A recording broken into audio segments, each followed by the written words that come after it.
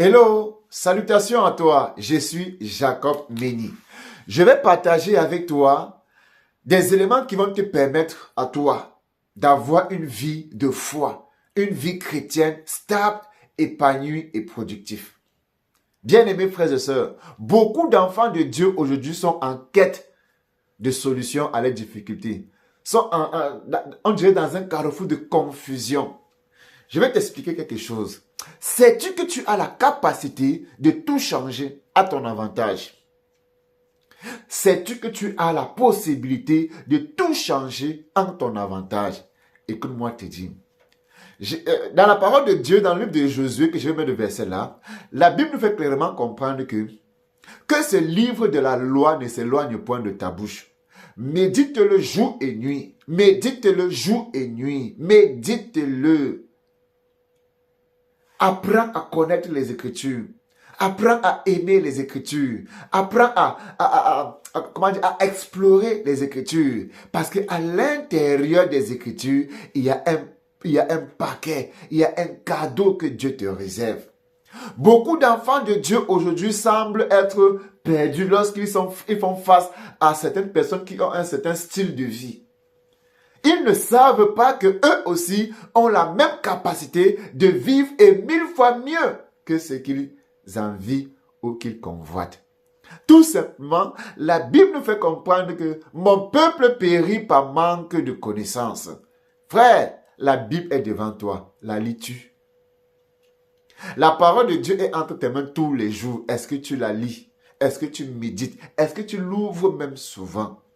Frère, tout est dans la Bible. Tout est dans la Bible, mon bien-aimé. Tout est dans la Bible. Tout est dans la Bible. Tout ce que tu cherches, tout ce que tu désires, le succès, le miracle, les financements, les connexions, les opportunités, tout est dans la Bible. Si tu prends la peine de lire ta Bible régulièrement, de méditer, d'interroger Dieu, de questionner Dieu, je suis convaincu d'une chose, c'est que tu n'auras pas besoin de faire des heures, des jours et des mois. Si tu es sincère, le Seigneur se révélera à toi et il te montrera les choses que toi tu ne voyais pas. Qu'est-ce qu'il dit? Invoque-moi au jour de la détresse. Mon frère, tu dois vivre une vie chrétienne qui donne envie aux autres d'aimer Jésus. Tu dois avoir une vie chrétienne qui donne envie aux autres de se relever. Mon frère, tout le monde fait face à des difficultés. Tout le monde fait face à des obstacles. Tout le monde fait face à des situations. Mais qu'est-ce qui fait en sorte que certaines personnes ne sont pas ébranlées? Certaines personnes n'abandonnent pas. Certaines ne se découragent pas. Tout simplement parce qu'ils ont une vision de là où ils sont en train d'aller.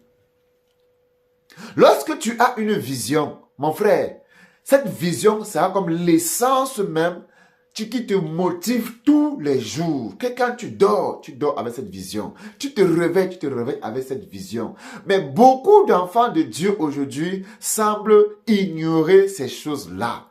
La Bible dit que je suis votre Dieu et je suis votre Père. Demandez-moi et je vous donnerai.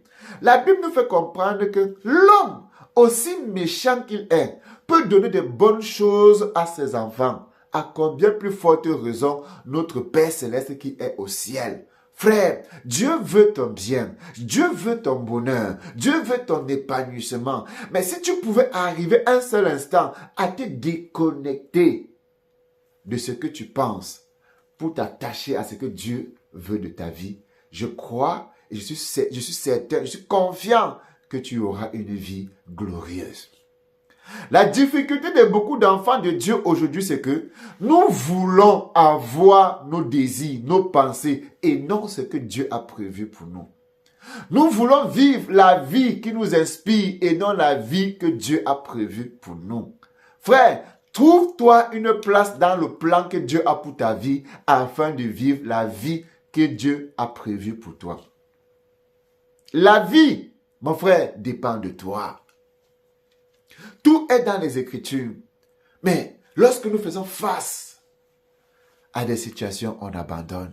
Frère, Jésus nous a montré l'exemple que lorsque tu es né pour un but, mon frère, qu'il pleuve ou qu'il neige, ce n'est que toi qui vas accomplir ce but-là.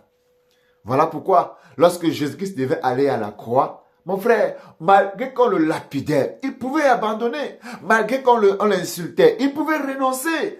Il arrive même à Golgotha. Mon frère, on commence à préparer le matériel on va le crucifier avec. Il voit les clous, il voit ceci. Il pouvait renoncer. Mais le gars n'a pas renoncé. Jésus n'a pas abandonné. Jésus n'a pas désisté. Il est allé jusqu'au bout.